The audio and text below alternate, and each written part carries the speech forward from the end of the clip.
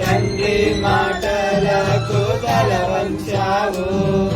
పవిత్ర ఆత్మను నీవు పొంది, పవిత్ర ఆత్మను నీవు పొంది, ప్రభు యేసు నీకే తల్లివయ్యావు.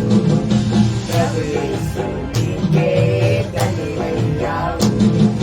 మరియమ్మ ఓ మరియమ్మ నా కోసం చాలించమ్మా. మరియమ్మ ఓ మరియమ్మ నా కోసం పాటించమ్మా. పరలోకరాణి అమ్మ మరియా, భూలోక తల్లి అమ్మ మరియా.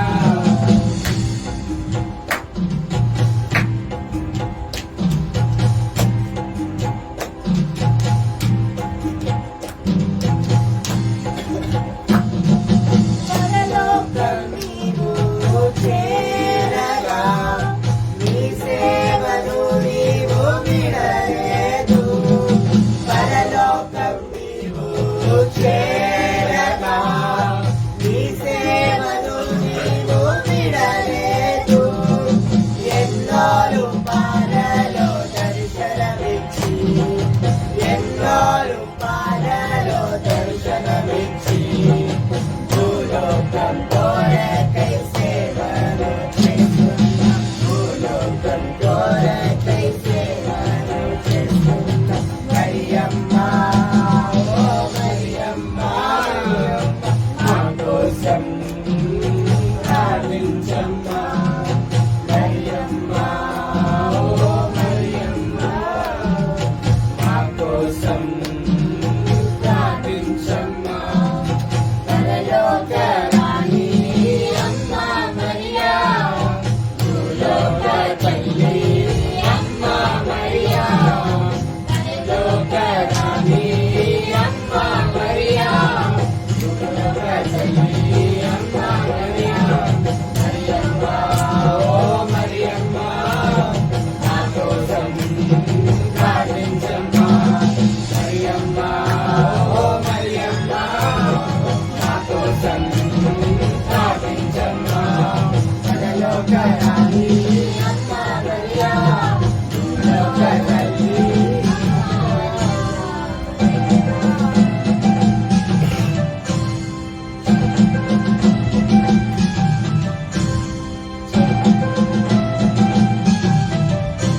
చేతులు జోడించి కళ్ళు మూసుకొని ఆడవాళ్ళు నిండుగా వస్త్రాలు కప్పుకొని మరి మన పాపాలని క్షమించమని ఆ తండ్రి దేవుని వేడుకుంటూ ప్రార్థించండి. సర్వశక్తి గల పిత అయిన సర్వేశ్వరుడా, నిత్యుడుగా తండ్రి, సమాధానకర్త, ఎల్లవేళలా మమ్మల్ని కాచి కాపాడుతున్నావు నా దేవా. నీకే వేలాది స్తోత్రములు, స్తుతులు, మహిమ, ఘనత, ఆరాధన ప్రభా. ఆయా ఎజ్రా గ్రంథం 9వ అధ్యాయం 9-10 వచనాల ప్రకారం ప్రభా, ఆకాశం అంతంటూ పాప జీవితములు జీవించిన మా పూర్వీకులు ఆనాడు మిమ్మల్ని క్షమాపణ వేడినట్టు, ఆనాడు ప్రవక్తలు మిమ్మల్ని ప్రాధేయపడినట్టు ప్రభా, ఈనాడు మా పాపములు, మా తప్పిదములు, మాకు పొరపాట్లు, కోప, క్రోధ, మోహమైన నిత్యమైన ఆలోచన, ప్రతి ఒక్క పాప సంఘటనలన్నీ ఈ సాయంకాల సమయం సంధ్య సమయమందు మా పాపని కాలకి నలగతొక్కుమని ప్రాధేయపడుతున్నాము నైనా. నీవు తప్ప మమ్మల్ని రక్షించే వారికి ఎవరు లేరు ప్రభా. ఇక్కడ గొమ్మి కూడా మా అందరిని సామెతల గ్రంథం 16వ అధ్యాయం 1, 2, 3 వచనాల ప్రకారం మా ఆత్మ, జ్ఞాన, శరీరం మీ సన్నిధిలో అప్పచెప్పుకుంటున్నాం ప్రభా. అయ్యా ఈ లైవ్ చూసే వారిని నీ ఆధీనం ఉంచున్నాను. అయ్యా ఈ యొక్క లైవ్ నీ ఆధీనం ఉంచు ప్రభా. బ్రదర్ గారిని ఆధీనం ఉంచు ప్రభా. అయ్యా నన్ను బ్రదర్ని కూడా నీ ఆధీనం ఉంచున్నాను. ఇక్కడ భూమి కూడా ప్రతి ఒక్క బిడ్డ నీ ఆధీనం ఉంచున్నాను. కరెంట్ ప్రాబ్లం, నెట్వర్క్ ప్రాబ్లం ఏది కాకుండా సైతానుడు ఏ యొక్క టెంప్టేషన్ మాకు ఇవ్వకుండా చూడున్నాడు.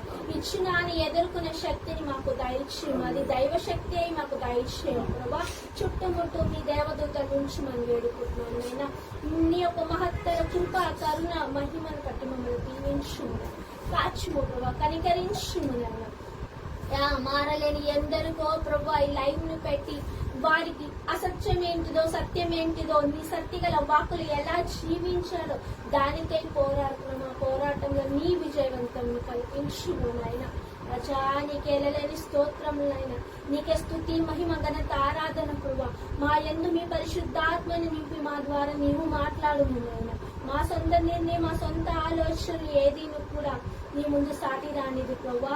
మమ్మల్ని ఒకసారి జ్ఞాపిక చేసుకోండి నాయన. అయ్యా మా సంఘాన్ని ఆధీనం ఉంచున్నారు, మా సంఘ కాపర్లను ఆధీనం ఉంచును ప్రభా, మా అపోస్తులని ఆధీనం ఉంచున్నారు, మా టీం మెంబర్స్ కుటుంబాలని ఆధీనం ఉంచును ప్రభా. యావత్ ప్రపంచాన్ని దీవించి కాచి కాపాడమని యెహోవా తండ్రి ఘనమైన నామములో నీ పరిశుద్ధ సన్నిధిలో ప్రభా మా ప్రార్థనలన్నీ చేరాలని వేడుకుంటున్నాను నైనా. తండ్రి కుమార పరిశుద్ధాత్మ దేవ నీ కృప మా అందరిపై దయచేయము నైనా. యేసుక్రీస్తువా దైవ కుమారుడు అయిన దేవా, మా కోసం యావత్ ప్రపంచం కోసం నీ ప్రాణం రక్తం త్యాగం చేసి నీ రక్తం చేత మమ్మల్ని విడుదల చేసి మాకు స్వస్థతనిచ్చి ఎన్నో గొప్ప కార్యములు చేసిన యేసుక్రీస్తువా, ఈ యొక్క లైవ్ నీ తండ్రి ఘనమైన నామం సాగే కృపను దయచేయము దేవా, దయచేయమైనా దయచేయము తండ్రి. తల్లి మరియా పరిశుద్ధ మాత పరలోకానికి భూలోకానికి గొప్ప సేవకురాలైన తల్లి, తండ్రి కుమారు పరిశుద్ధాత్మ దేవశంత ఈ లైవ్ లో మేము దేనికోసమైతే ప్రజలకు తెలియపరచడానికి ఈ ప్రార్థన ఈ లైవ్ ఏర్పరిచినమో దానికోసం యావత్ ప్రపంచం కోసం వేడుకుంది తల్లి మరియా. ఆమేన్ ఆమేన్ ఆమేన్. మా యొక్క తండ్రి నీ నామం పూజింపబడును గాక, నీ రాజ్యం వచ్చును గాక, నీ చిత్తం పరలోకం నెరవేరునట్టు భూలోకం నెరవేరును గాక. నానాటికి కావలసిన వారు మాకు నీవు మా యొక్క పుట్టువారు మేము మన్నించినట్టు మాకు మీరు మన్నించండి, మనుషులు ప్రవేశించకుండా రక్షించండి. ఆమేన్. దేవుని ప్రసాదము చేత నిన్న మరియమ్మ వందనము. ఏలిన వారు నీతో ఉన్నారు, స్త్రీల ఆశీర్వాదం ఈ గర్భఫలము యేసు ఆశీర్వాదమే. పరిశుద్ధ మరియమ్మ మాత పాపాత్మ మాకు దేవుని ప్రసాదము చేత వందనము. ఏలిన వారు మీతో ఉన్నారు, స్త్రీల స్త్రీల ఆశీర్వదింపబడ్డవారు మీరు, మీ గర్భఫలము యేసు ఆశీర్వదింపబడ్డవారు. పరిశుద్ధ మరియమ్మ సర్వేశ్వరి మాత పాపాత్మ మా కొరకు ఇప్పుడు మంచిగా ప్రార్థించండి. ఆమేన్. దేవరవర ప్రసాదము చేత నిన్న మరియమ్మ వందనము. ఏలిన వారు మీతో ఉంటారు, స్త్రీలలో ఆశీర్వదింపబడ్డవారు మీరు, మీ గర్భఫలమందు యేసు ఆశీర్వదింపబడ్డవారు. పరిశుద్ధ మరియమ్మ సర్వేశ్వరి మాత పాపాత్మ మా కొరకు ఇప్పుడు మంచిగా ప్రార్థించండి. ఆమేన్. పితా పుత్ర పవిత్రాత్మకు మహిమ కలుగును గాక, ఆదిలో కలిగినది ఇప్పుడు ఎప్పుడు సదా కలుగును గాక. ఓ నా యేసు పాపాత్మ క్షమించి ఉన్నారు కాక, ఎవరికి కృపాలను మోసం చేయండి. ఆమేన్ ఆమేన్. Praise the Lord. Praise the Lord. Praise the Lord. Praise the Lord. Hallelujah. Hallelujah. Hallelujah. హల్లెలూయా. ఈ రోజు డివైన్ జీసస్ మినిస్ట్రీస్ లో జరుగుతున్న రెండవ లైవ్ డిబేట్ అనగా పరిశుద్ధ గల చర్చా కార్యక్రమము అని కూడా మనం పిలవచ్చు. చర్చ ఏంటంటే, టాపిక్ ఏంటంటే, చాలా మంది ప్రొటెస్టెంట్స్ బ్రదర్స్ సిస్టర్స్, చాలా మందికి క్రైస్తవ కథోలిక గురించి అవగాహన లేని వారు కథలిక్స్ మీద వేస్తున్న అభాండమైన నిజం ఏంటంటే, అభాండమైన విషయం ఏంటంటే, క్రైస్తవులు విగ్రహారాధన చేస్తారు, క్యాథలిక్స్ విగ్రహారాధన చేస్తారు. మొదటి డౌట్. రెండవది, మీరు మరియమాతను పూజిస్తున్నారు, మరియమాతను ఆరాధిస్తున్నారు.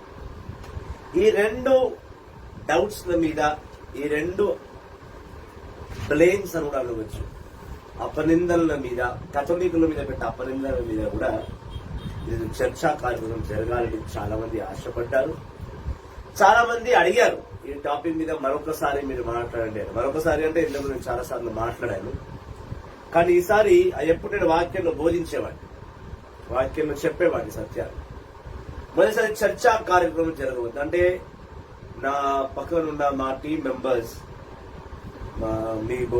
మీరు అందరూ నచ్చిన బోధకురాలు సిస్టర్ గౌరవనీయులు సిస్టర్ అన్నయ్య ఇస్తారు మాథ్యూస్, మాధవి సిస్టర్, పిడమత సిస్టర్ గారు, మరియు బాగా కథలిజం గురించి ఇందులో ఎంతో వ్యక్తులతో పోరాడే వ్యక్తి. చాలా మంది క్యాథలిజం ని అవమానపరుస్తే, మరే మాత్రం అవమానపరుస్తే ఏ మతం తట్టుకోలేక వాళ్ళతో వాళ్ళని కరెక్ట్ చేసే పనులు ఎప్పుడు ఉంటాడు నా ప్రియ సహోదరుడు బ్రదర్ మైకేల్. సో దేవుని పేరిట ఇద్దరిని కూడా దీవిస్తూ ప్రభు పేరిట ఇద్దరిని కూడా అధికంగా ఆత్మీయంగా బలపరచాలని, ప్రభు వాళ్ళిద్దరిని గొప్పగా వాడుకోవాలని ప్రార్థిస్తూ ఈరోజు చర్చా కార్యక్రమం మొదలు పెడతాం.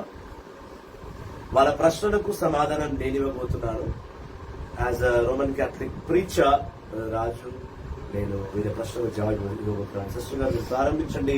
మీ మొట్టమొదటి ప్రశ్న ఏంటి? క్రైస్తవులు విగ్రహ ఆరాధన చేస్తారా? క్రైస్తవులు అంటే ఇద్దరు వస్తారు. రోమన్ క్యాథలిక్ కథోలికులు విగ్రహారాధన చేస్తారా అనేది మీ ప్రశ్న. ఫస్ట్ ఆఫ్ ఆల్ నేను మిమ్మల్ని తిరిగి అడిగే ప్రశ్న ఏంటంటే, ఐడల్ వర్షిప్ అంటే ఐడల్ కి స్టాచ్యూ కి ఉన్న వ్యత్యాసం ఏమి? ఇప్పుడు ఎప్పుడన్నా విగ్రహారాధన అన్నారు. మీ దృష్టిలో విగ్రహారాధన అంటే ఏమిటి?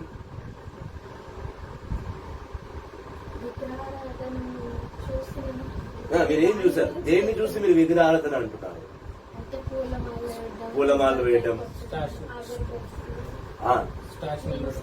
స్టాచ్యూస్ ని మొక్కడము, జీసస్ క్రాస్ పైన జీసస్ ఉండడము, జీసస్ క్రాస్ పైన జీసస్ ఉండడము. మీరు మొదటి ప్రశ్న కంప్లీట్ చేయండి ఫస్ట్. విగ్రహారాధన అంటే దేన్ని చూసి మీరు విగ్రహారాధన అంటున్నారు? మనం చెప్పాడు స్టాచ్యూ, మరియమాత విగ్రహాన్ని పెట్టి పూలమాల వేస్తారు, ఇంకా కొబ్బరికాయలు కొడతారు, క్యాండ్లు ముట్టిస్తారు, అగరబత్తీలు పెడతారు, ఊదేస్తారు, సాంబ్రాణి వేస్తారు. ఓకే ఓకే, సాంబ్రాణి వేస్తారు. ఇంకా ఇంకే దేన్ని బట్టి నువ్వు విగ్రహారాధన అంటున్నావు? ఒక స్టాచ్యూ దగ్గరకు వెళ్ళి ప్రార్థన చేయడము. ఇంకా అక్కడ మనం దేవుడిని చూడలేదు కాబట్టి మీరు దేవుడిని ఎట్లా తెచ్చి అది ఆ స్టాచ్యూ దేవుడు అని మీరు ఎలా నమ్మగలుగుతారు? దేవుడిని చూడేసి ఆ రూపాన్ని మీరు ఎట్లా ఆరాధిస్తారు అనేది ఒక ప్రశ్న. విగ్రహాలు అంటే ఇది, ఇంకా విగ్రహాలు అంటే ఇంకా లోతుగా నేను చూసిందేనా?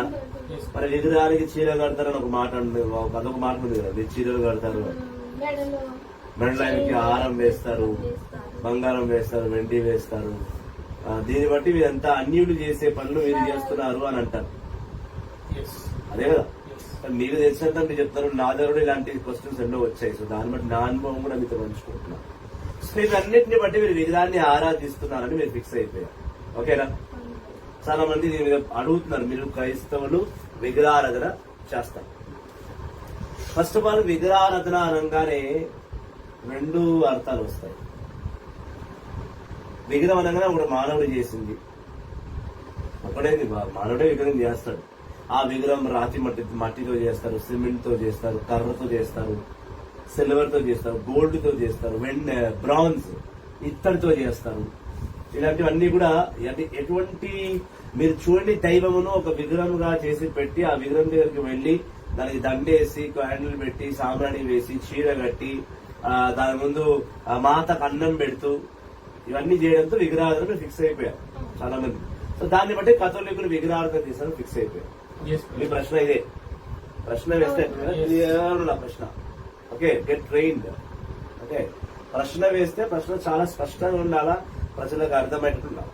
సో విగ్రహారాధన అంటే దీన్ని అంట. సరే, ఇప్పుడు మనం బైబిల్కి మీకు ఆన్సర్ ఇవ్వాలి. సో మీరు ఏ వచనం బట్టి చెప్తున్నారు విగ్రహారాధన చేస్తున్నారు బైబిల్లో? ప్రూఫ్ మా నుంచి తెలుసు, అది కూడా మేమే చెప్పాలి. Okay, very good. దేవుడు వాక్యం ద్వారా చెప్పినప్పుడు కూడా మరి దేవుడు వాక్యంలో ఎక్కడ చెప్పాడు విగ్రహారాధన చేయదు? నిర్గమకాండం 20వ అధ్యాయంలో అదే అడుగుతున్నాం మరి. ఎందుకంటే రాతితోని గాని మట్టితోని గాని ఏ విగ్రహం ఒకసారి ఆ అధ్యాయం అసలు మీరు చదివి వినిపిస్తారా? Right, okay. స్క్రీన్ చెక్ చేయండి ఒకసారి. స్క్రీన్ చెక్ చేయండి. Praise the Lord. Praise the Lord. Hallelujah. Hallelujah. Praise the Lord. Screen check చేస్తాం. Hallelujah. చదవండి. నిర్గమకాండము 20వ అధ్యాయము మొదటి 2 వచ్చినారా? నిర్గమకాండం 20వ అధ్యాయం 2వ వచనం. మేము దాసనీయులమైన ఐగుప్తు దేశం నుండి తోడుకొని వచ్చిన యావేను నేనే మీ దేవుడను. మీకు నేను తప్ప మరొక దేవుడు లేరు. పైనున్న ఆకాశమునందున్న కిందున్న భూమి అడుగులనున్న నీలయందు ఉండి ఏ వస్తువు యొక్క ప్రతిరూపము గాని విగ్రహము గాని మీరు నిర్మింపరాదు. మీరు వానిని మొక్కకూడదు, వానిని పూజింపకూడదు. మీ దేవుడైన యావేను ఆయన నేను రోషము గల వాడను. నన్ను ద్వేషించు వారిలో తండ్రులు చేసిన తప్పులకు 3-4 తరముల వరకు దండించును. ఇది ఏలిన వారి యథార్థమైన శత్రువు. దేవా నీకే స్తోత్రం, క్రీస్తువా నీకే స్తోత్రం. క్రైస్తలో ఇక్కడ యెహోవా తండ్రి ఖచ్చితంగా చెప్పారు, మీరు విగ్రహాలను గాని పటాలను గాని ఎటువంటి మానవుడు చేసిన రూపంలో నువ్వు ఆరాధించకూడదు అని చెప్పాడు. This clear. First of all దేవాది దేవుని యెహోవా తన 10 ఆజ్ఞల్లో మొట్టమొదటి ఆజ్ఞ, నువ్వు ఎవరిని ఆరాధించొద్దు, నన్ను తప్ప నువ్వు వేరే ఎవరిని ఆరాధించొద్దు, ఏ విగ్రహాన్ని ఆరాధించకూడదు, ఏ పిక్చర్స్ ని నువ్వు ఆరాధించకూడదు, భూమిను ఆకాశమును మరి భూలోకమును మరి నీటిలో ఉన్న ఏ దాన్ని కూడా నువ్వు ఆరాధించకూడదు అన్నాడు. ఫస్ట్ ఆఫ్ ఆల్ యెహోవా తండ్రి ఈ నిబంధన మొదటి నిబంధనగా ఎందుకు పెట్టాడు? ఫస్ట్ ఆఫ్ ఆల్ దేవుడు ఈ నిబంధన ఎందుకు పెట్టాడు అంటే, ఆది కాండం అంటే బుక్ ఆఫ్ జెనసిస్ లో ఐడల్ వర్షిప్ జరిగింది. చాలా మందికి నిర్గమకాండం 32వ అధ్యాయంలో ఆరోన్ చేసిన దూడ ఆరాధన ఒకటే గుర్తు. కానీ నిజానికి నిర్గమకాండం 32వ అధ్యాయము అంటే, నిర్గమకాండం 32వ అధ్యాయంలో దూడ ఆరాధన, దూడను చేసి ఆరాధన చేశారనేది దేవుడు 10 ఆజ్ఞలు ఇచ్చిన తర్వాత, 10 ఆజ్ఞలు ఇచ్చిన కాదు, 10 ఆజ్ఞలు చెప్పిన తర్వాత వారు చేసిన ఆరాధన. ఈ 10 ఆజ్ఞలలో మొదటి ఆజ్ఞ దేవుడు నువ్వు ఏ విగ్రహాన్ని ఆరాధించొద్దు అన్నాడు అంటే, అంతకుముందు ఎవరో విగ్రహారాధన చేశారు. అది దేవునికి ఇష్టం లేకనే 10 ఆజ్ఞల్లో మొట్టమొదటి ఆజ్ఞగా నువ్వు ఎటువంటి విగ్రహాన్ని ఎటువంటి దేవులను ఆరాధించొద్దు, నన్నే ఆరాధించాలి అని ఆయన ఖచ్చితంగా చెప్పాడు. నేను నిన్ను ఐగుప్తు నుంచి విడిపించి కానాను దేశంకు తీసుకోబోతున్నా, మీరు నా పిల్లలు, మీరు నన్నే తప్ప వేరే ఎవరిని ఆరాధించొద్దని నేను ఖచ్చితంగా క్లియర్ కట్ గా చెప్పేశాను. అయితే ఆయన నిబంధన రాయడానికి బలమైన కారణము ఆది కాండంలో ఉంది. ఆది కాండంలో ముందుగా విగ్రహాన్ని ఆరాధించిన వారు జెనసిస్ చాప్టర్ 31 లో 31 వర్సెస్ చదవండి. Genesis chapter 31 versus 31 onwards. ఆది కాండము 31వ అధ్యాయము 31వ వచనం. అంతటా యాకోబు నీ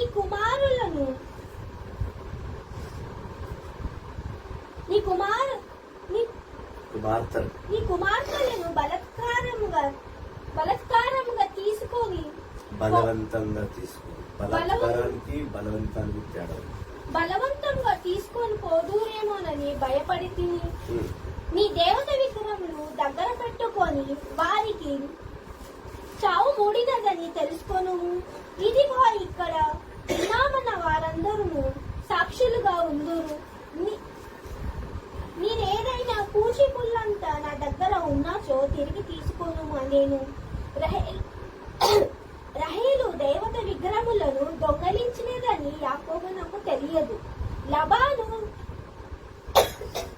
లబాను లేయా యాకోబుల గుడారములు దాసి స్త్రీల గుడారములు వెదకెను. అతనికేమీ కనబడలేదు. అతడు లేయ గుడారము నుండి రహేలు గుడారం నాకు వెళ్ళెను. రహేలు దేవత విగ్రహములను తీసుకొని పోయి వంటజన్ను కింద పెట్టి దాని మీద కూర్చుండి ఉండేను. లబాను లబాను కంట వత్తి పెట్టుకొని గుడారమంతా వెదిగేను కాని అతనికేమీ దొరకలేదు. అంతటా రహీలు తండ్రితో, అయ్యా, నీ ముందట లేచి నిలబడలేనని తప్పు పట్టకును, నేను కడగగానుంటినని అనేను. ఎంత వెతికినా లబాను గృహదేవతల విగ్రహములు కనుగొనలేకపోయేను. ఇక్కడ ఫస్ట్ ఆఫ్ ఆల్ యాకోబు అనగా ఈసాకు కుమారుడు. అబ్రహాంకి ఒకే కొడుకు ఈసాకు ఇద్దరు కొడుకులు, ఏసావు, యాకోబు. ఎప్పుడైతే యాకోబుకి తన మామైన లబాను తన కూతుర్ని రెహేల్ని ఇచ్చి వివాహం చేశాడో, దాని తర్వాత భార్య పిల్లల్ని తీసుకొని యాకోబు సంపాదించిన 50 ఆస్తిని తీసుకొని యాకోబు బయలుదేరిపోయాడు. ఈ యాకోబు బయలుదేరుతున్నప్పుడు యాకోబుతో పాటు ఎక్కువ సంఖ్యలో గొర్రెలు, ఎక్కువ సంఖ్యలో గాడిదలు, ఎక్కువ సంఖ్యలో ఇంకెన్నో పశువులు ఉండినాయి. 10 మనుషులు ఉన్నారు. యాకోబు భార్య అయిన లేహా, రచేలు, ఇంకా 2 భార్యలు ఉన్నారు యాకోబు. తన పిల్లల్ని తీసుకెళ్తున్నప్పుడు ఈ లబాను వచ్చి యాకోబుతో అడుగుతున్నాడు, నువ్వు ఎందుకు నా వారిని బలవంతంగా తీసుకొని పోతున్నావు? తీసుకోపోతే పోయినావు, నీ భార్య నీ పిల్లల్ని తీసుకోపోతున్నావు పో, కానీ నా ఇంటి దేవతలను నువ్వు దొంగలించావు. లబాను ఒక మాట చెప్పాడు. లబాను ఎవరో కాదు, లబాను బెత్తువేలు కుమారుడు. బెత్తువేలు ఎవరంటే నహోరు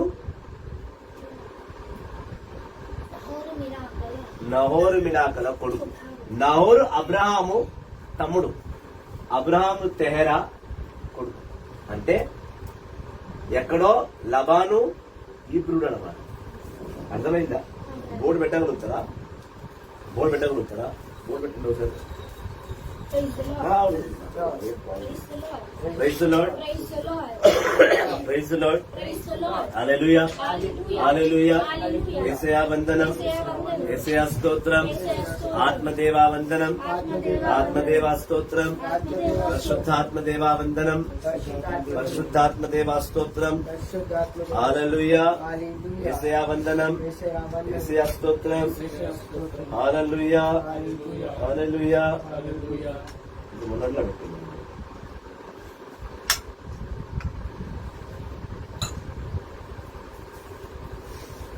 Praise the Lord. Praise the Lord. Praise the Lord. Praise the Lord. Praise the Lord. Praise the Lord. Hallelujah. Hallelujah. Hallelujah. Hallelujah. Hallelujah. Hallelujah. Hallelujah. Praise the Lord. యేసయ్య వందనం, యేసయ్య స్తోత్రం. బహు గొప్ప ముఖ్యమైన అంశం ఈ రోజు. ఈ అంశంలో పాల్గొనడానికి చాలా ఆశీర్వాదకరంగా కలిగి ఉండాలి. లైవ్ లో ఉన్నవారు ప్లీజ్ ఈ లైవ్ ని షేర్ చేయండి. రోమన్ క్యాథలిక్స్ ఉన్న ప్రాబ్లం ఏంటంటే దేవుని వాక్యాన్ని పంచుకోదు. మనం ఎప్పుడైతే దేవుని వాక్యాన్ని, సత్యాన్ని మనం పంచమో ఇతరులు మనల్ని మాట్లాడుతుంటారు, మన సత్యం లేదంటుంటారు. నిజానికి సత్యం మనం పంచుకోవాలి. Praise the lord. Praise the Lord. Praise the lord. Praise the Lord. ఇక్కడ చాలా ఇంపార్టెంట్ గా మీరు చూడాల్సిన పాయింట్ ఏంటంటే,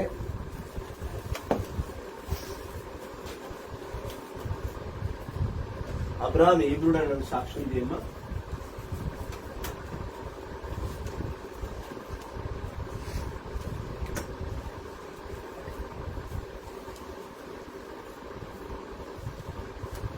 అబ్రహాము హీబ్రుడు. జాగ్రత్త వినండి. అబ్రహాము తండ్రి తెహరా. Abraham's father Terah. అబ్రహాంకి praise the lord. Praise the Lord. Praise the lord. Praise the Lord. Abraham ఇప్పుడు అనే వర్షం తీయమ్మ. ఆదికాండం 12వ అధ్యాయము. తేరాకి 3 కొడుకులు. మొదటివాడు అబిరామ్, రెండోవాడు నహోరు, మూడోవాడు Milcah. Sorry Haran. I'm sorry. Nahor భార్య మిలాకా, అబ్రహాము భార్య సారా. అబ్రహాం సారాకు పిల్లలు లేరు. నహోరు మిలాకు పుట్టిన వారు 2.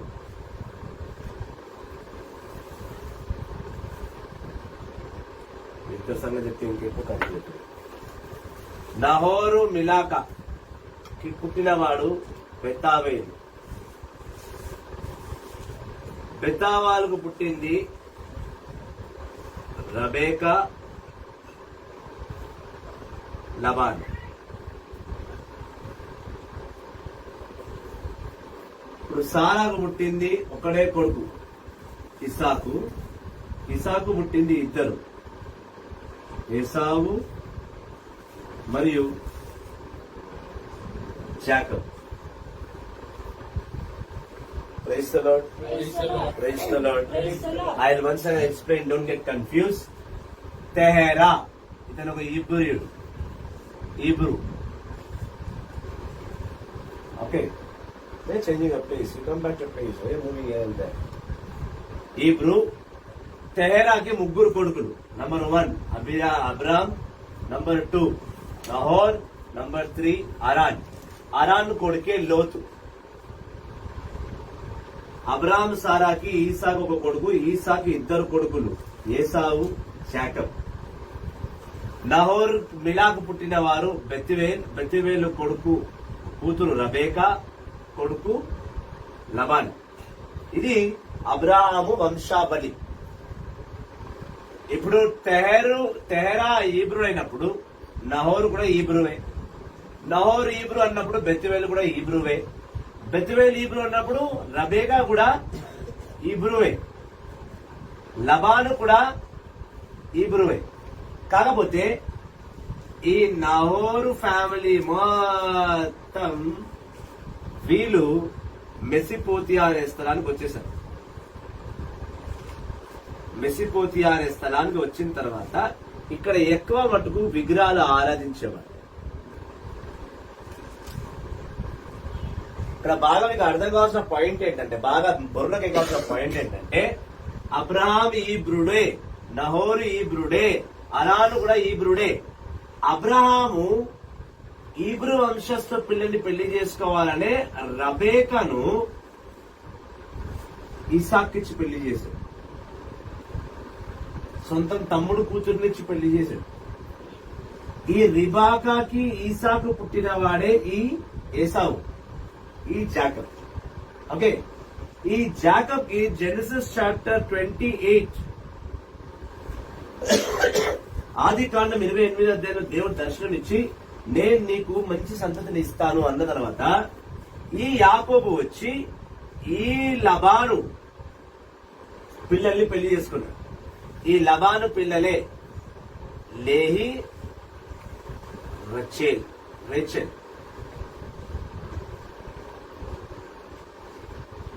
ఇప్పుడు ఈ యాకోబు పెళ్లి చేసుకున్నది హీబ్రూ వాళ్ళనే.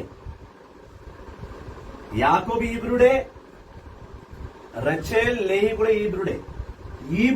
హీబ్రూలో ఉన్నవారు విగ్రహారాధన ఎలా చేశారు మరి అంటే, మసిపోతియా అనే స్థలములో వీళ్ళు ప్లేస్ మారినప్పుడు ఆ ప్లేస్ ఒక అన్యుల ప్లేస్. ఆ అన్యుల ప్లేస్ లో ఈ విగ్రహారాధన ఎక్కువ జరిగేది. దాన్ని బట్టి రహేలు కూడా విగ్రహాన్ని ఆరాధించేది. కన్ఫ్యూజే లేదు, వెరీ క్లియర్ ఉంది మ్యాటర్. అర్థం కాకపోతే మళ్ళీ లైఫ్ రివైండ్ చేసి చూడు. విగ్రహారాధన చేసింది హీబ్రూలే. మొట్టమొదటి విగ్రహారాధన రేచెల్ చేసింది. ఎప్పుడైతే యాకోబు తన భార్యా పిల్లల్ని తీసుకొని తన తండ్రి ఇంటికి వెళ్ళిపోతున్నాడో, లబాన్ అడ్డుపడి జాకబ్ అడుగుతున్నాడు, జాకబ్ నువ్వు నా ఇంట్లో ఉంటూ, నా ఇంట్లో పెరిగి, నా ఇంటి దేవతలను ఎలా దొంగలిస్తావు? అప్పుడు జాకబ్ అంటాడు, నేను నీ ఇంటి దేవతను దొంగలించానా? జెనసిస్ చాప్టర్ 31 వర్స్ 31 లో చదవమ్మా, 32 చదువు. Genesis chapter 31 verse 32.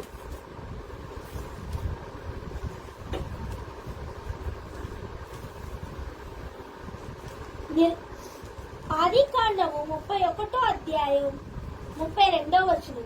నీ దేవత విగ్రహములు దగ్గర పెట్టుకొని వారికి చావు మూడినదని తెలుసుకొని యాకోబు అన్నాడు, నీ ఇంటి దేవతను దొంగలించాల్సిన అవసరం నాకేముంది? ఒకవేళ నేను తెచ్చుకునే ఈ మనుషుల్లో ఎవరి దగ్గరైనా నీ ఇంటి దేవత ఉంటే నేను చంపేస్తా. అప్పటికి జాకబ్ కి తెలియదు తన భార్య అయిన రచేలు ఇంటి దేవతను దొంగలించింది. ఇప్పుడు రచేలు ఎందుకు ఇంటి దేవతను దొంగలించింది? ఎందుకంటే తన ఇంటి దేవతలు తను బాగా ఇష్టపడేది. ఆ దేవతలు ఇక దేవుళ్ళు కాదు, they are not gents again, they are female. ఆమె చెప్తున్నది దేవతలు, దేవుళ్ళు, మగవారి గురించి మాట్లాడట్లా, దేవతలు, గాడెస్, నాట్ గాడ్. ఓకే, అప్పుడు లబానికి జాకబ్ కి తెలియదు రచేలు దొంగతనం చేసింది. లబాన్ అంటున్నాడు, నీ ఇంటి మొత్తం నేను దెవులాడతా, మీ దగ్గర ఉన్న నీ భార్య, ఆ పిల్లలందరూ టెంటస్ అందరి ఇంట్లో నేను వెళ్ళి వెతుకుతా, నాకు కనుక దేవుళ్ళు దొరికితే నేను వదిలిపెట్టాను. జాకబ్ కి తెలియదు తన భార్య దొంగతనం చేసిందని. అయితే ఎప్పుడైతే లబాను లేహి ఇల్లు వెతికేశాడో రచేల్ ఇంట్లో కూడా వెళ్ళాడు.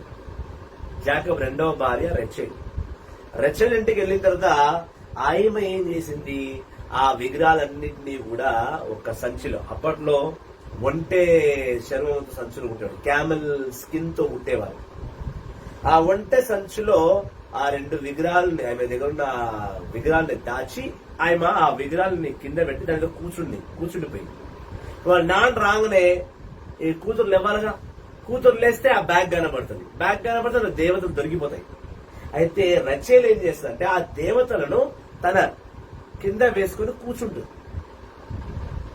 కూర్చున్న తర్వాత వాళ్ళ నాన్న రాగానే లేచినప్పుడు ఆమె లేవదు. అంటే ఆమె ఏమంటదంటే, నానా నువ్వు వచ్చావు, నీకు మర్యాద ఇవ్వడానికి నేను లేవ్వాలి, కానీ నేను మంత్లీ పీరియడ్స్ లో ఉన్నా. తెలుగులో ఎంత మంచిగా ఉంటుంది, నేను కడగగా ఉన్నాను, నేను మంత్లీ పీరియడ్స్ లో ఉన్నాను, నేను లేవ్వలేను, I can't stand to respect you. So ఇప్పుడు అట్లా కడగా ఉన్నాను అంటే ఇప్పుడు తండ్రి అంటాడా లేచి నిలబడు, నేను చెక్ చేయాలని చెప్పలేడు కదా, నువ్వు వెనుక ఏముంది, ఏం దాచుకున్నావు నీ కింద అని చెప్పలేడు కదా. సో ఆయన అబద్ధం చెప్పి వాళ్ళ నాన్న తప్పించేస్తుంది. నిజానికి ఆ విగ్రహాలను రచేల్ దొంగతనం చేసింది. అంటే మన హీబ్రూయులు విగ్రహాలను చేశారు, ఇది సత్యం, ఇందులో ఎటువంటి తప్పు లేదు. కాకపోతే ఎప్పుడు చేశారు, ఎప్పుడైతే వాళ్ళ స్థలం మారారో అప్పుడే వాళ్ళ విగ్రహాన్ని ఆరాధించడం. దేవతలు దేవుడుగా, ఇది మొట్టమొదటి విగ్రహారాధన. ఎప్పుడైతే దీన్ని చూశాడో దేవుడు, ఆయన ఫస్ట్ కండిషన్ ఎక్సోడస్ చాప్టర్ 20లో, నీవు ఏ దేవుణ్ణి కూడా ఆరాధించకూడదు. చాలా మందికి విగ్రహారాధన అనగానే నిర్గమకాండం గుర్తుకొస్తుంది. Exodus chapter 32.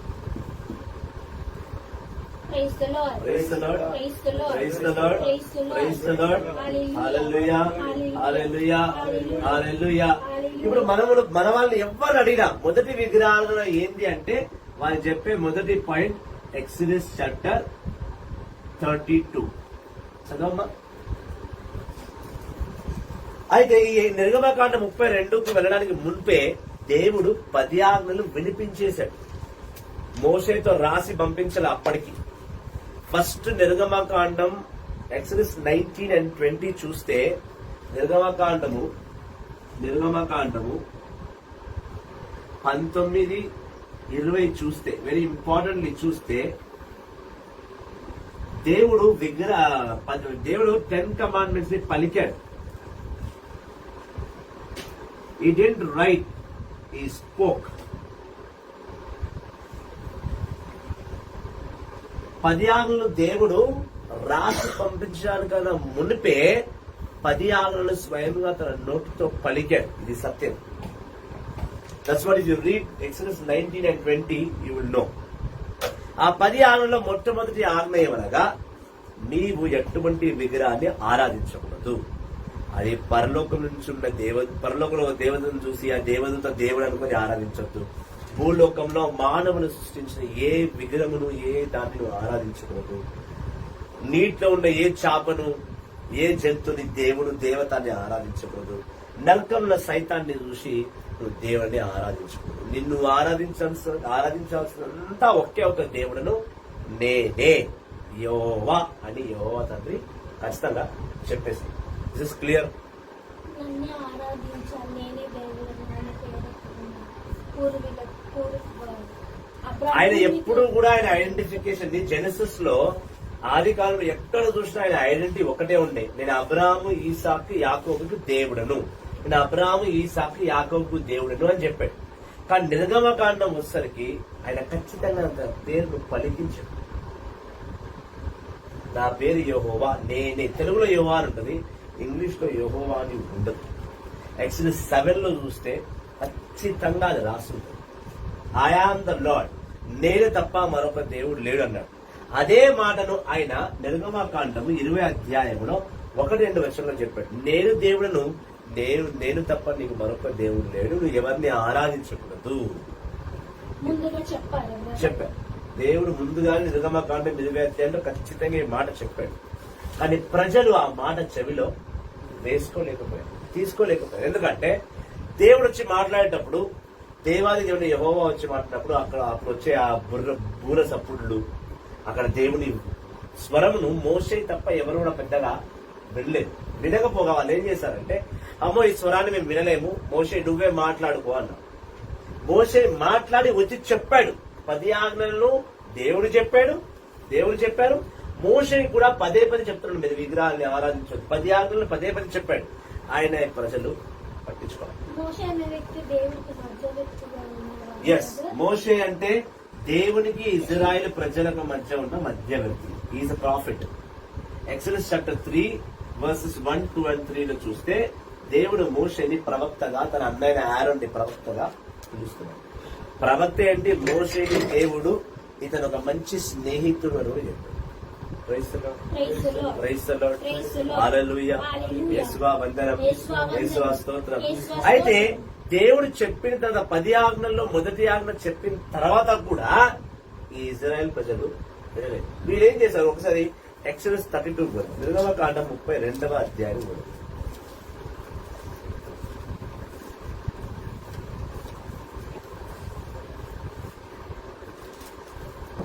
32వ అధ్యాయం 1 నుంచి 3 వచనాలు.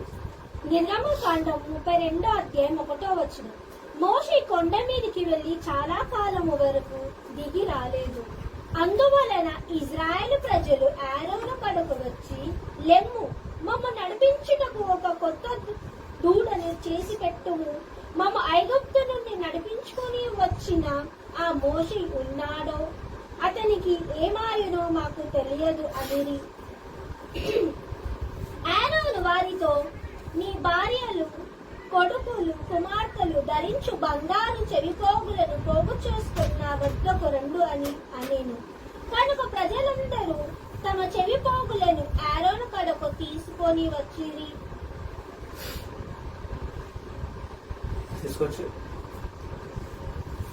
అతడు ఆ పోగులను కరిగించి మూసాలో పోసి దూడను తయారు చేసేను. మీరు జెనసిస్ చాప్టర్ 31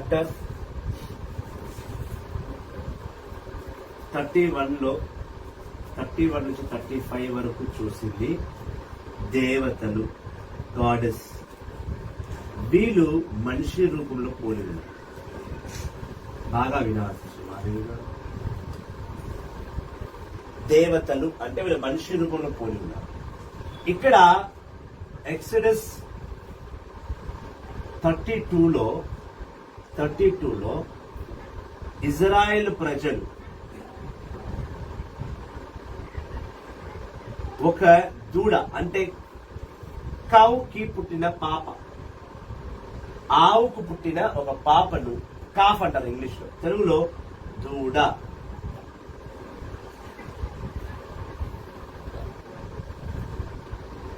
ఇక్కడ మెసిపోటియాలో లబాను, రేచలు అని ఆరాధించింది దేవతలను, మనిషి రూపం పోలిన దేవతలు. ఇజ్రాయెల్ ప్రజలు డైరెక్ట్ గా పూజించింది దూడను. దూడ అంటే జంతు, యానిమల్. ఇది బాగా చూసుకో పాయింట్. ఇక్కడ మనిషి రూపం పోలిన దేవతలు. వీళ్ళని దీన్ని స్టాచ్యూస్ అంటారు. అప్పుడు ఎప్పుడో స్టాచ్యూ అంటారు, స్టాచ్యూస్ అంటారు. వీళ్ళని ఐడల్స్ అంటారు. రెండింటికి పెద్ద తేడా ఏం లేదు. పెద్ద తేడా అంటే మన ఇప్పుడు ముందు చూపిస్తాను తేడా ఉంటుంది. మెటీరియలైజ్ అంటే ఎటు విధంగా అంటే దీన్ని బంగారంతో చేయొచ్చు, వెండితో చేయొచ్చు, ఇది మట్టితో చేయొచ్చు, ఎట్లా చేయొచ్చు. మెటీరియల్ వేరా, మెటీరియల్ వేరా, కానీ రూపం ఏంటి ఇక్కడ? మానవుల రూపం ఇక్కడ, జంతు రూపం ఇక్కడ. అర్థమైందా? వాటి అర్థమైందా? లబాను చేసిన ఆరాధనలో దేవతలు మనుషుల రూపోలిన దేవతలు. ఇజ్రాయెల్ ప్రజలు జోడించింది దూడ. ఇక్కడ మన ఇజ్రాయెల్ ప్రజలు ఎంత పిచ్చోనంటే వీళ్ళు యెహోవా తండ్రి మబ్బులు వచ్చాడు.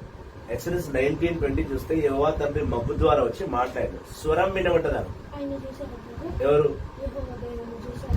స్వరం వినబడ్డది అంటున్నా. స్వరం వినదు. యెహోవా తండ్రిని ఎవరు చూడలా, మోషే కూడా చూడలా. స్వరం విన్నారు. ఇప్పుడు ఒక మనిషి మాట్లాడుతుంటే మాట్లాడతాడు. ఇప్పుడు ఒక దూడ మాట్లాడితే ఏం మాట్లాడుతుంది? అంబా అంబా అంటది. అంతే కదా, అంతే కదా. ఈ ఇజ్రాయెల్ ప్రజలు ఎంత పిచ్చోలంటే విన్నదేమో దేవుని స్వరాన్ని, ఆరాధించింది దూడను. పాయింట్ అర్థమైందా? ఎక్సోడస్ 19:20 యెహోవా తండ్రి మబ్బులోకి వచ్చి ఆ మబ్బు నుంచి తన స్వరాన్ని వినిపించాడు. ఇప్పుడు మానవ స్వరం ఎట్లా ఉంటది? మరి ఇప్పుడు మనలా ఉంటది. జంతు స్వరం ఎట్లా ఉంటది? అంబా ఊ అంటది. అంతే కదా. ఈ ప్రజలు ఎంత పిచ్చోడంటే, అది ఆరుడు ఇంకెంత పిచ్చోడంటే డైరెక్ట్ గా దూడను తయారు చేసి దూడనే దేవుడు అని చెప్పి ప్రకటించేసి, ఇది విగ్రహారాధన. ఇది కూడా విగ్రహారాధనే. ఇది కూడా విగ్రహ ఆరాధననే. ఈ రెండు కూడా విగ్రహారాధన. డిఫరెన్స్ ఏంటంటే ఇక్కడ యానిమల్, దూడ అనేది ఒక యానిమల్. ఇది దేవతలు, మనిషి రూపం పొందిన దేవతలు. దేవతలు అంటే చాలా. గాడ్ అంటే వన్, గాడ్స్ అంటే ఎంతో, కౌంట్లెస్. డిఫరెన్స్ అర్థమైందా? అంటే బ్రదర్ ఇప్పుడు ఒక క్వశ్చన్ అడగండి. మోసెస్ యెహోవా తండ్రికి వాయిస్ విన్నారు కదా. యెహోవా తండ్రి వాయిస్ మోషే కూడా విన్నాడు, ప్రజలు కూడా విన్నారు. యెహోవా తండ్రి రాకముందుకు మోసెస్ అనేది ఏ దేవుని ఆరాధించండి? బికాజ్ ఇప్పుడు మోసెస్ అంటే వీళ్ళు చెప్తా. ఈబ్రులు ఏ దేవుని ఆరాధించరు, ఒకే ఒక దేవుని ఆరాధిస్తారు, యావే. యెహోవా తండ్రి రాకముందు మోసెస్ ఎక్కడ ఏ రీజన్ ఉండే, ఏ ప్రాంతంలో ఉండే, ఎవరి దగ్గర ఉంటుండే? ఈయన ఉండింది అంతా ఈబ్రు పట్టణంలోనే. అంటే హీబ్రూ ఆరాధించేది మాత్రం ఐడియల్ యెహోవా తండ్రిని ఆరాధించేవారు. ఈ ఈబ్రూస్ లో సరే, ఇప్పుడు ఈబ్రూలో నీ డౌట్ చెప్తా. జాకబ్ ఉన్నాడు కదా, ఓకే. జాకబ్ వాళ్ళ భార్య రేచల్. ఇప్పుడు రేచల్ ఐడల్స్ ని తెచ్చి అవి దాచుకున్నది. ఎందుకు దాచుకుంది? వర్షిప్ చేయడానికి దాచుకుంది, ఓకే. కానీ జాకబ్ ఏం చెప్పాడు? నీ దేవతల దగ్గర నాకు కనబడితే నేను చంపేస్తాను. అంటే దీన్ని బట్టి యాకోబు విగ్రహాలు చేస్తాడు కదా అర్థం. ఎందుకంటే ఆల్రెడీ, అందుకే నేను జెనసిస్ 28 రెఫరెన్స్ ఇచ్చిన. ఈయన జాకబ్ కి ఆల్రెడీ యెహోవా తండ్రి దర్శనం ఇచ్చి, నీకు నేనే దేవుణ్ణి, నీ తండ్రి అబ్రాహాంకి నేనే దేవుణ్ణి, నీ తాత అయిన అబ్రాహాంకి నేనే దేవుణ్ణి, నీ తండ్రి అయిన ఈసాక్కి నేనే దేవుడను, నీకు కూడా నేనే దేవుడు అని చెప్పి నాకు ఆయన విగ్రహం ఎందుకు ఆరాధిస్తాడు? ఇప్పుడు జాకబ్ ఆరాధించినప్పుడు జాకబ్ వంశావళిలోనే మోసెస్ కూడా వస్తాడు. ఎట్లా వస్తాడంటే జాకబ్ కి 12 మంది కొడుకులు, 3వ కొడుకే లేవి. ఆ లేవి కుమారుడే, ఆ లేవి వంశంలో పుట్టినవాడే మోషే. లేవి కుమారుడు కాదు, సారీ, లేవి వంశంలోనే పుట్టినవాడు మోషే. ఈ యాకోబు పుట్టిన 12 మంది పిల్లలు, ఈ యాకోబు వంశావళి ఎవరు కూడా ఐడల్ వర్షిప్ చేసేవారు కాదు. Super question. అర్థమైందా? యాకోబు 12 మంది కొడుకులు, 12 మంది కొడుకులు రూబన్ నుంచి తీసుకొని యోసేపు వరకు, ఓకే. అందులో 3వ వాడు లేవి కొడుకు. లేవి వంశావళందరూ కూడా దేవుణ్ణి ఆరాధిస్తారు. అందులో మోషే ఆ వంశానికి పుట్టినవాడు, లేవి వంశంకి పుట్టినవాడు. సో ఇది విగ్రహాన్ని ఆరాధించలేదు. ఇది నేను విగ్రహాన్ని ఆరాధించలేదు కాబట్టి దేవుణ్ణి వీరని ఎన్నుకుంటాడు. ఎక్సోడస్ 3 నిర్గమకాండం 3వ అధ్యాయంలో ఎన్నుకున్నాడు. వీళ్ళు ఆరాధించేవారు కానీ రేచలు ఆరాధించింది. ఇతను కూడా హీబ్రూ వంశస్థురాలే, కానీ వీళ్ళు పెరిగిన ప్రాంతం వేరు. విగ్రహాలు ఆరాధించబడ్డ స్థలంలో పెరిగింది కాబట్టి అక్కడ వీళ్ళు ఆరాధించారు. వీళ్ళ దగ్గర అలాంటిది ఏం లేదు సిస్టమ్. ఓకే, వీళ్ళ సైడ్ దగ్గర ఇట్లా లేదు కాబట్టి యెహోవా తండ్రి వీళ్ళని చూస్ చేసుకున్నారు. ఇది పాయింట్ క్లియర్. ఎప్పుడైతే ఈ ఆరోన్ ఇజ్రాయెల్ పిల్లలు ఎప్పుడైతే ఐగుప్తు నుంచి రక్షింపబడ్డారో వీళ్ళెవ్వరు కూడా మోషే రాలేదు అని, వీళ్ళు ఆ మోషే రాలేదన్న బాధతో ఏం చేశారు, డైరెక్ట్ గా ఎక్సోడస్ 32లో నిర్గమకాండం 32వ అధ్యాయంలో దూడను చేసుకున్నారు.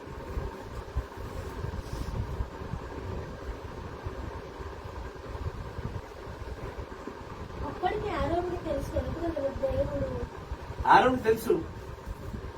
మరి ఎలా వారిని ఆ దూరం చేసి ప్రజలు ట్రాన్స్ఫర్ పెట్టేశారు కదా. మోషే వచ్చినాక ఆరోన్ అడిగాడు, ఆరోన్ ఎందుకు ఇలా చేశావు అంటే, నీకు ఈ ప్రజల గురించి తెలియని ఏముంది, మీరు 30 తెప్పలు పెడితే నేను ఒక్కరిని ఏం కావాలా, వాళ్ళు చెప్పారు, నేను చేసిన. అయితే ఆరోన్ ఏం చేశాడు, ఆ అక్కడున్న ఇజ్రాయెల్ స్త్రీలందరి బంగారాలు, కొడుకుని వెండి బంగారాలు అన్ని తీసి కరగబెట్టి దాంతో దూడని తయారు చేసి దూడని దేవుడిని ప్రకటించుకున్నాడు.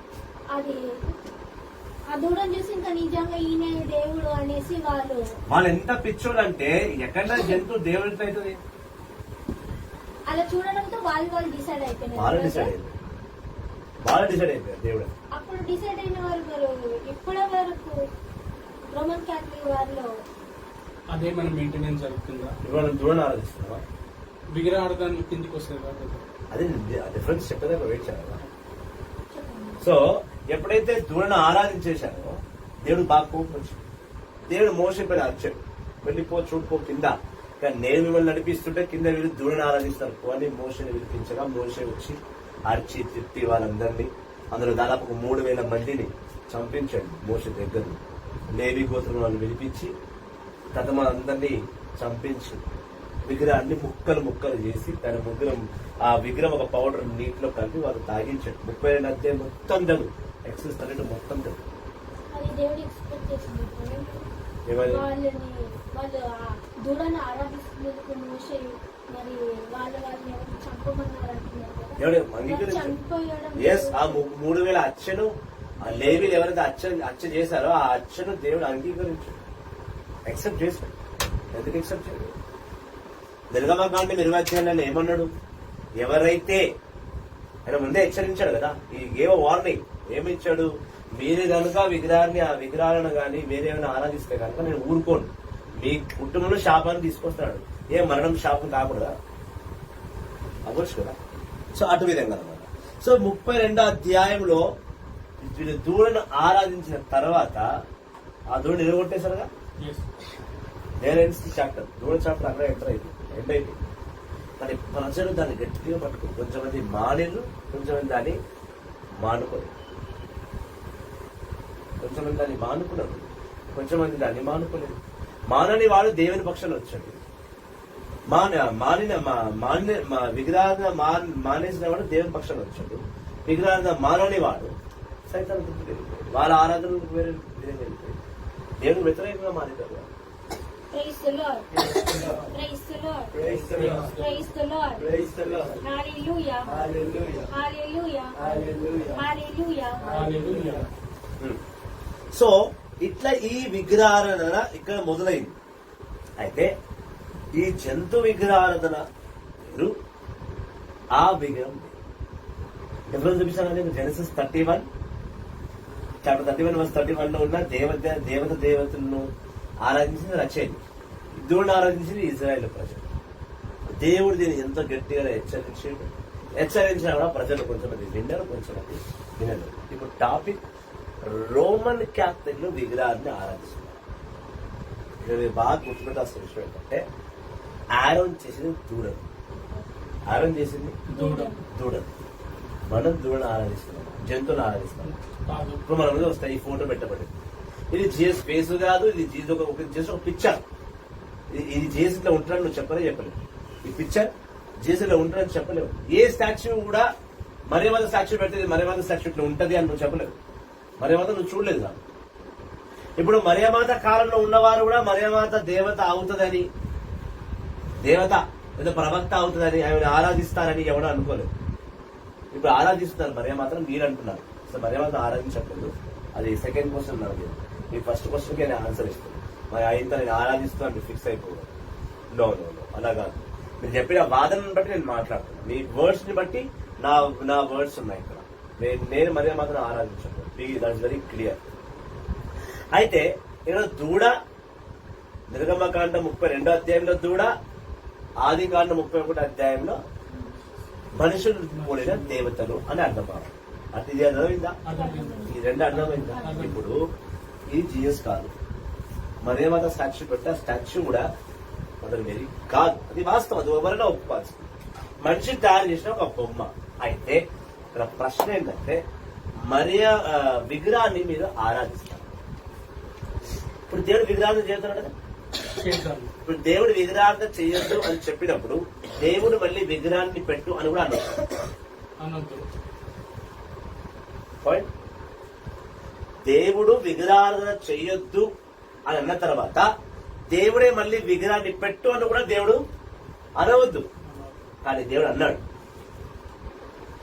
దేవుడు సంఖ్యాకాండము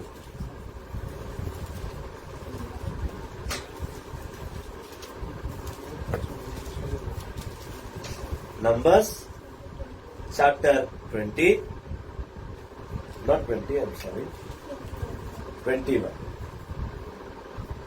verses 4 onwards. సంఖ్యాకాండము అంటే నంబర్స్ 21 4 to 4 నుంచి 9 చదవమ్మా.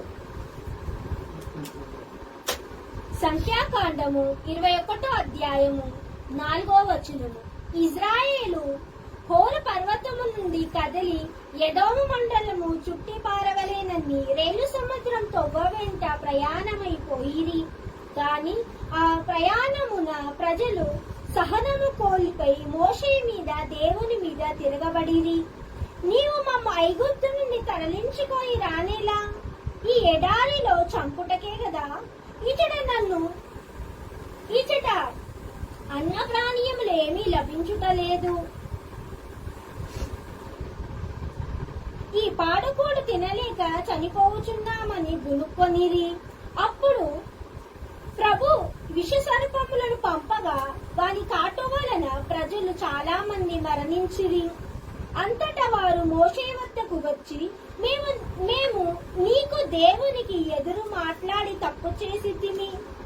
నీవు ప్రభువును విన్నపము చేసి ఈ పాము బదుల తొలగింపుమని వేడుకొనిరి.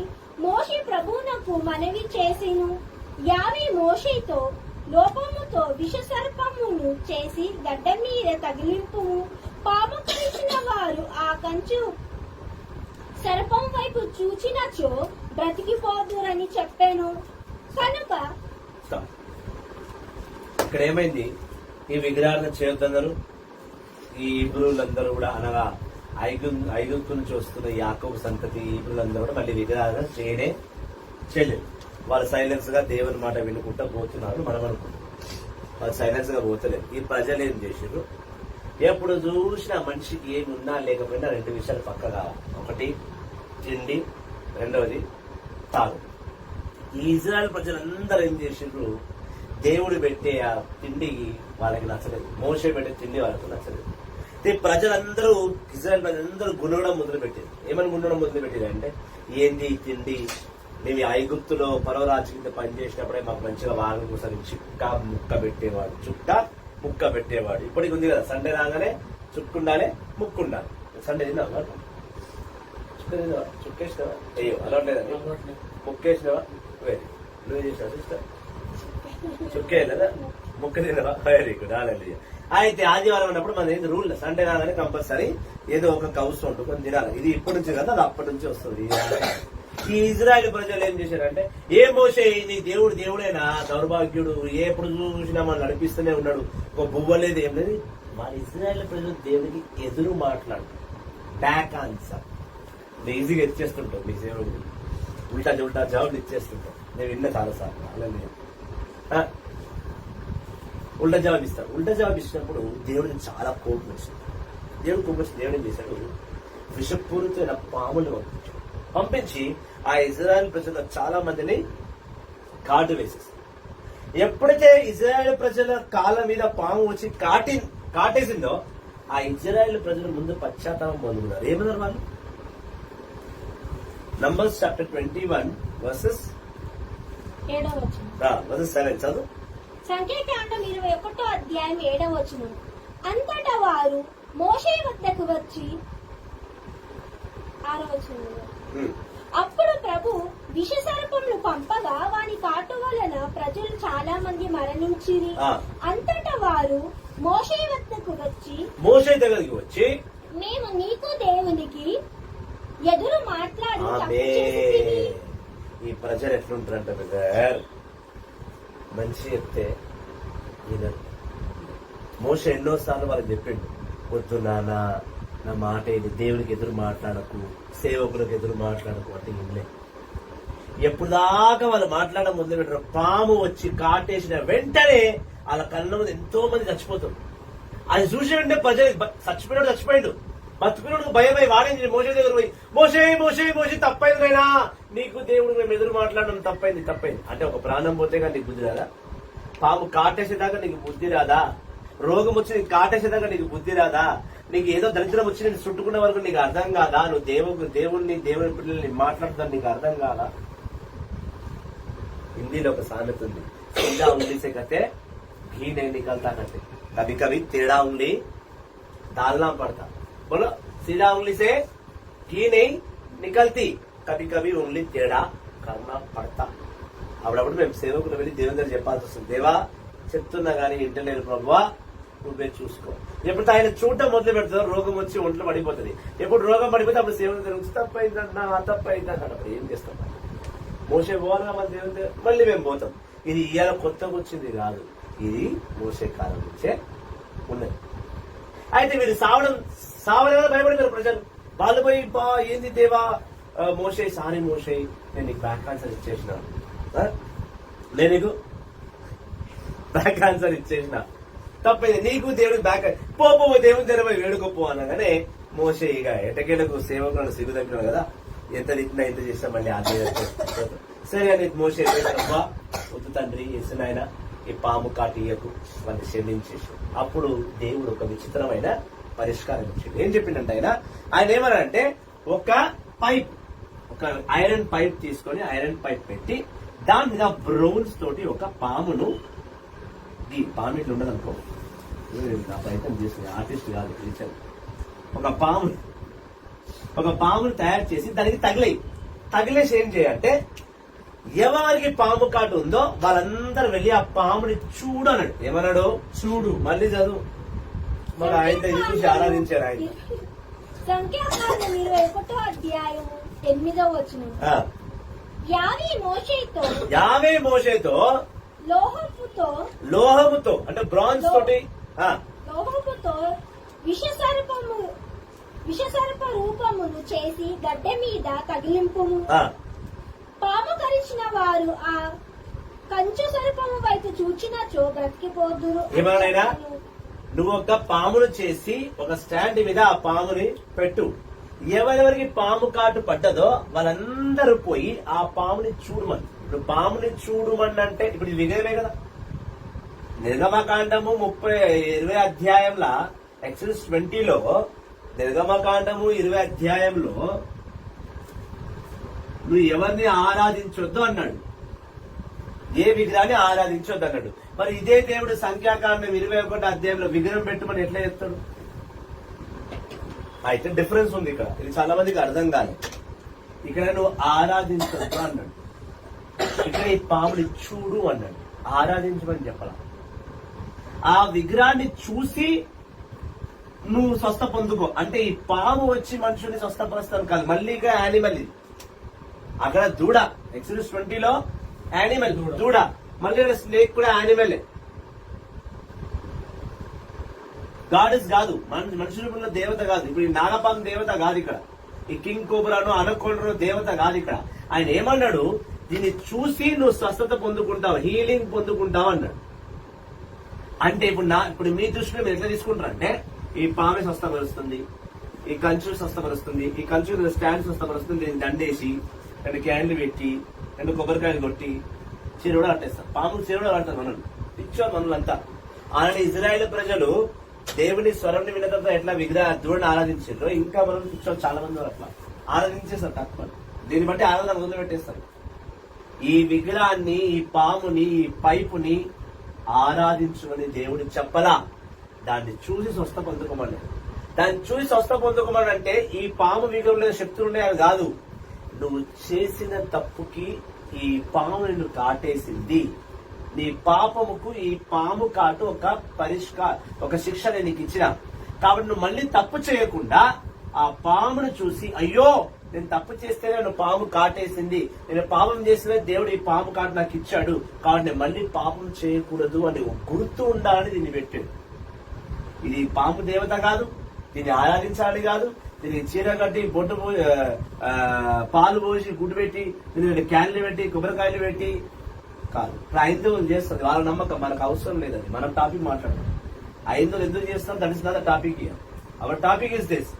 దీన్ని చూసిన వెంటనే స్వస్థ పొందుకుంటారు అంటే ఈ పాములు ఏదో శక్తులు ఉన్నాయనో, లేదా ఆ కర్రకి ఏదో బలం ఉందనో, ఏదో అదుగుతారు ఉన్నాయని కాదు. నువ్వు చేసిన పాపముకు గాను నువ్వు చూసి స్వస్థ ఇచ్చే దేవుడే, పాము కాదు, ఆ విగ్రహం కాదు. అయిపోయిందా బ్రదర్? ఇప్పుడు పాము యెహోవా తండ్రి పంపిస్తాడు కదా, ఎందుకు పంపిస్తాడు? పాముని ఎందుకు పంపిస్తాడు? సింహాన్ని పంపిస్తే తింటాయి, పాముని పంపిస్తే కాటే. బికాస్ జెనసిస్ లో మనకి అవ్వ ఫ్రూట్ పనులు తిన్నప్పుడు ఆ టైంలో దేవుడు యెహోవా దేవుడు పాము చేసేస్తాడు. ఆ టైంలో మళ్ళీ ఎందుకు ఇక్కడ పాము పంపించాలి? ఎందుకు పాములో ఎందుకు విగ్రహం? పామే ఎందుకు? ఇప్పుడు దేవుడు సృష్టించిన, సైతాన్ గాడు పామును సృష్టించలేదు, దేవుడు సృష్టించాడు. దేవుడు సృష్టిని వాళ్ళ ధైర్యంగా వాడుకున్నప్పుడు దేవుడు పామును సృష్టించాడు, పామును వాడుకోలేదు సృష్టించడానికి. పైన అర్థమైంది? ఇప్పుడు పాము ఎవరు సృష్టించారు? దేవుడు. సైతం సృష్టించిందా? లేదు. మరి సైతం ఇట్లా పామును వాడుకున్నాడు అవ్వ దగ్గర. మళ్ళీ సైతం ఎందుకు పంపించాలి వీళ్ళ దగ్గరికి? ఎవరి దగ్గరికి? ప్రజల దగ్గరికి కాటేయడానికి. సైతం ఎందుకు పంపించిండు? దేవుడు ఎందుకు పంపించిండు? దేవుడు పాము ద్వారా ఎందుకు పంపించాడంటే, పాము కాటేసింది అనుకో, నేను కాపాడడానికి కొంచెం సమయం ఉంటుంది, గంటలు, ఒక 2 hours 3 hours టైం ఉంటుంది. ఇప్పుడు దేవుడు సింహాన్ని పంపించాడు అనుకో, 10 నిమిషాలు నేను తినేస్తుంది, నువ్వు డెడ్ అక్కడ, స్పాట్ డెడ్. పాముని పంపిస్తే 3-4 hours బతుకుతావు. ఈ 3-4 hours రిపెంట్ అయ్యే ఛాన్స్ ఉంది. పాము కాటు చాలా బలంగా ఉంటది, ప్లస్ అది మార్క్ ఎప్పటికీ ఉంటది, జీవితాంతం ఆ మార్క్ ఉంటది. ఆ మార్కు చూసినప్పుడు ఆ ఇయర్ పాము కలిసిందంటాం. సింహము వేట చేసేదానికి పాము కాటు డిఫరెన్స్ ఉంది కదా. ఇంకో ఆన్సర్ ఏంటంటే, సైతాన్ గానే పామును వాడుకోండి, దేవుడు వాడుకోకూడదా? ప్లస్ సైతాన్ కూడా ఇది ఒక హెచ్చరిక. ఏమని, అరే నువ్వు నా పామును వాడుకొని నా మానవాళ్ళని ఖరాబ్ చేసినావు, నీ పాము వచ్చి నువ్వు పాములోకి వెళ్ళి మాట్లాడగలిగినావు, నేను దేవుడిని, నేను తలుచుకున్న పాముతో కాటే అయిపోయగలుగుతారా భయ్? ఇది దేవుడి intention. Simple. Good question. Once again నేను ప్రశ్న వేస్తున్నా, చెప్పే ఊపు నాకు వస్తుంది. ఊపు అంటే అదేదో ఆ ఊపు కాదు. దేవుడు పాముని కాటి వేయడానికి మాత్రమే వాడుకున్నాడు. నువ్వు చేసిన తప్పుకు శిక్షించమని దేవుడు వచ్చి శిక్షించగా పాము ద్వారా నేను శిక్షించాడు. పాము నిన్ను శిక్షించగలదు, నిన్ను స్వస్థపరచలేదు. Snake cannot give you healing. దేవుడే స్వస్థపరుస్తున్నాడు పైనుంచి. కాకపోతే ఏంటంటే, నువ్వు తప్పు చేసినందుకు గాను పాము కాటు అనేది ఒక పనిష్మెంట్. అయితే మళ్ళీ ఆ పాము సర్పంను చూసి, అంటే స్టాచ్యూని చూసి నువ్వు స్వస్థ పొందుకోమన్నానంటే, ఈ పాము నిన్ను స్వస్థపరచదు. నువ్వు చేసిన తప్పు, నీ తప్పుగా ఆ పాము నిన్ను కాటేసిన గుర్తింపు, రిమెంబరెన్స్. అర్థమైందా? ఆ రిమెంబరెన్స్ కి ఆ పామును చూడమన్నాడు. ఆ పాము స్వస్థపరచని కాదు, అది మాట. అర్థమైందా? ఇప్పుడు విగ్రహం పెట్టొద్దన్న దేవుడే విగ్రహం పెట్టుమని ఎందుకు అన్నాడు? అది చూసి మనం స్వస్థత పొందుకోవాలి. చూసి స్వస్థ పొందుకోవాలి, ఆరాధించాలి. అర్థమైందా? It remembers your sin.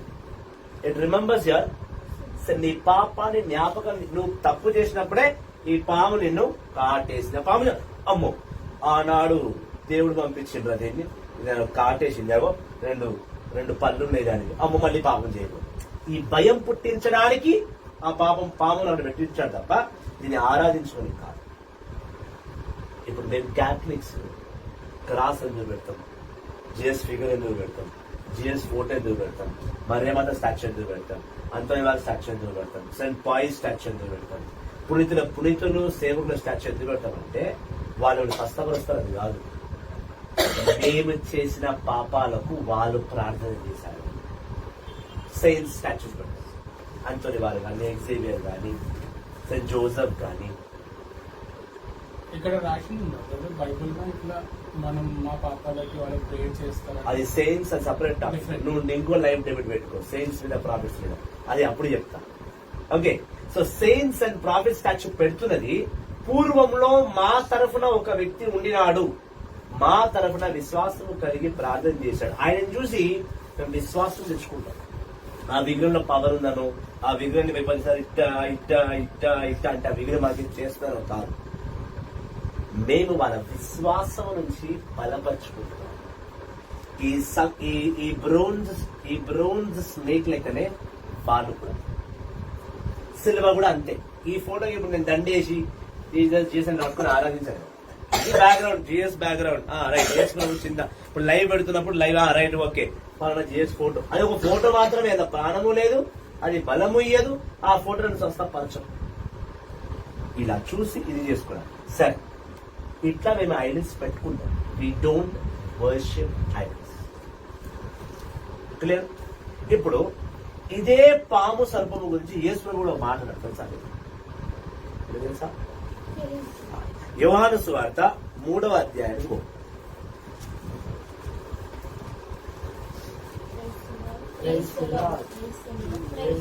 Johne's gospel chapter 3.